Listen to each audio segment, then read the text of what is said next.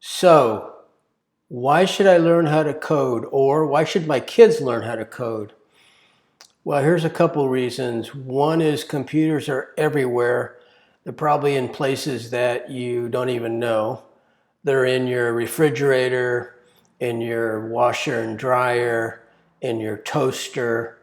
They're in your car. There's a whole bunch of computers in your car.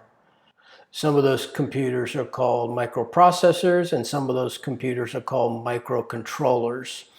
But they both need to be programmed by somebody. So computers are going to be here forever, and there's always going to be work in programming. The second reason is, even if someone is not going to become a professional programmer, it's probably a good idea to have a basic knowledge of how code works. You hear people talking about it all the time. It's probably a good idea to just have a nuts and bolts basic understanding of how it works. The next reason is it's fun.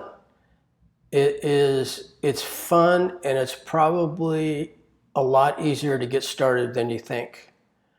I put together a program, a course, if you will, many lessons. I'm not really finished yet. I'm up to lesson number 17. It's probably going to end up being 50 lessons on beginning coding. I call it beginning coding with JavaScript. And I highly recommend that if you're at all interested, you check it out. Click on my name below, James Gilmore. That'll take you to my YouTube page, and you can get started right away. There's a video, I think the thumbnail says, "Start Coding Now." There's a playlist of about 17 videos. Watch the intro, because that'll help you get started. It only takes a couple minutes to get started.